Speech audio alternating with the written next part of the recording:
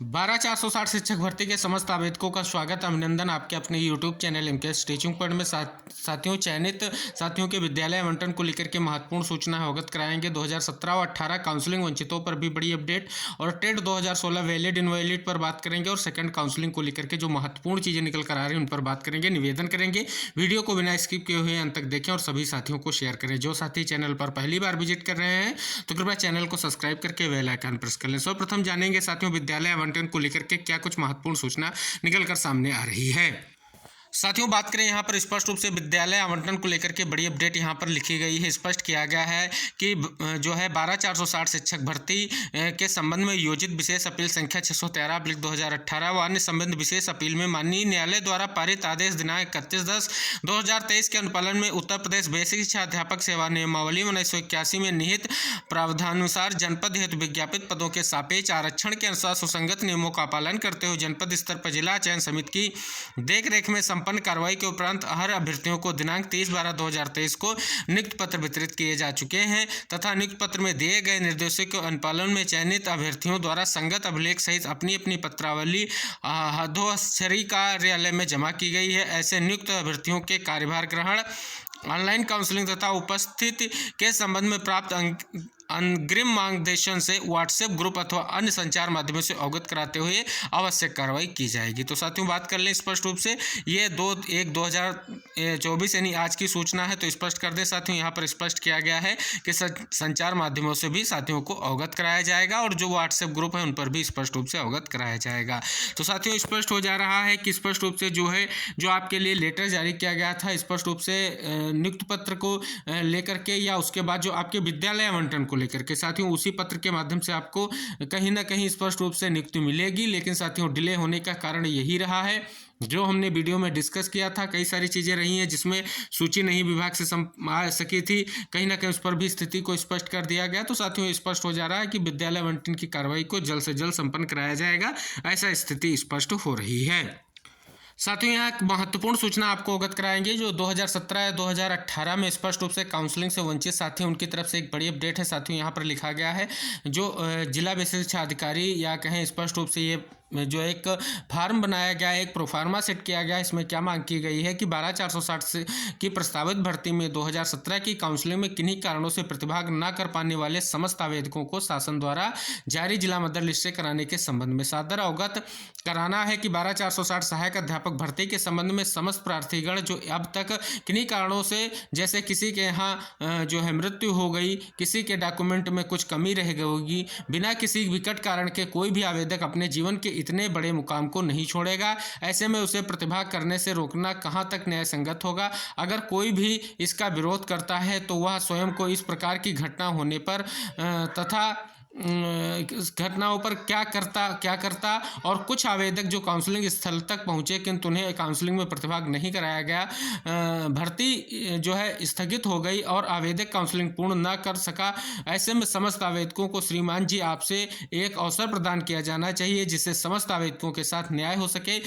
जो अतः श्रीमान जी से विनम्र निवेदन है कि उपरोक्त तथ्यों पर विचार करते हुए शासन द्वारा जारी जिला मदर लिस्ट से काउंसलिंग कराए जाने की अति कृपा करें। ये बात स्पष्ट रूप से उन अभ्यर्थियों के द्वारा की गई है। ये उन अभ्यर्थियों के द्वारा स्पष्ट किया गया है कि जो 2017 या 2018 में काउंसलिंग में छूटे थे, कुछ ऐसे अभ्यर्थी जो 2017 में काउंसलिंग में नहीं प्रतिभाग कर पाए थे, कहीं ना कहीं उन अभ्यर्थियों को लेकर के स्पष्ट रूप से बात की गई है और स्पष्ट रूप से कहीं ना कहीं विचार करने की जो है बात की गई है जिला बेसिक शिक्षा अधिकारी से। तो कहीं ना कहीं ये पत्र जो है स्पष्ट कर रहा है कि ये साथी स्पष्ट रूप से कहीं ना कहीं स्थिति को स्पष्ट करने की और उनको काउंसलिंग में प्रतिभाग कराए जाने की मांग कर रहे हैं। साथियों बात करें टेट को लेकर के, टेट 2016 पर बात करें तो साथियों एक महत्वपूर्ण सूचना आपको अवगत कराएं। लिखा गया है कृपया 12,460 यहाँ पर विषय लिखा गया है कि 12,460 प्रस्तावित शिक्षक भर्ती में अपात्र अवैध एवं विज्ञापित अंतिम तिथि के बाद पास यूपी टेट 2016 अभ्यर्थियों को भर्ती प्रक्रिया से बाहर करने के संबंध में एक पत्र देख सकते हैं। साथियों यहाँ पर एक बनाया गया है प्रोफार्मा, इस पर क्या स्पष्ट किया गया है साथियों देखेंगे कि कृपया 12,460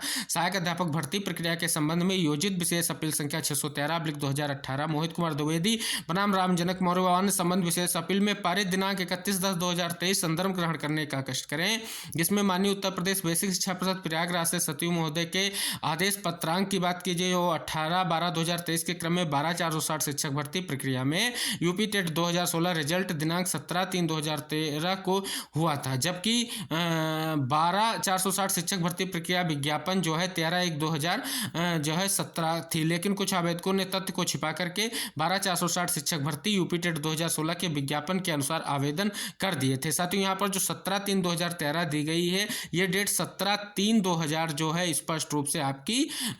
17 होगी, स्पष्ट किया गया है। इसमें जो है डेट में मिसप्रिंट किया गया है, लेकिन फिलहाल इसको ऐसे प्रोफार्मा बनाया गया है, फिर से इसको आगे स्पष्ट किया गया है। बात करेंगे, लिखा गया है जिसमें पात्र अभ्यर्थियों को अहित हो रहा है। ऐसे में अभ्यर्थियों को जो यूपी टेट 2016 के विज्ञापन के अनुसार फॉर्म भरा है, जिनका रिजल्ट 12,460 शिक्षक भर्ती प्रक्रिया 17/3/2017 को आया है और ऐसे अभ्यर्थियों को नियुक्त काउंसलिंग कार्रवाई में प्रतिभाग करते हैं, उनका यूपी टेट 2016 की रिजल्ट की घोषित तिथि यानी 17/3/2017 है, जबकि 12,460 शिक्षक भर्ती अंतिम तिथि 13/1/2017। ऐसे अभ्यर्थियों के द्वारा अंतिम तिथि 13/1/2017 तक संबंधित पद के सापेक्ष यूपी टेट 2016 अर्हता नहीं रखते हैं। उन अभ्यर्थियों ने 12,460 अंतिम तिथि के बाद यूपी टेट 2016 पास किया है, जिसके संबंध में यूपी टेट 2016 प्राइमरी लेवल की लिस्ट पर इस प्रार्थना पत्र के साथ संलग्न है। ऐसे में जो भी अभ्यर्थी काउंसलिंग नियुक्ति प्रक्रिया में भाग लेते हैं इनको बाहर किया जाए और ऐसे में जो भी अभ्यर्थी संबंधित भर्ती में भाग लेते हैं उनकी यूपी टेट 2016 की योग्यता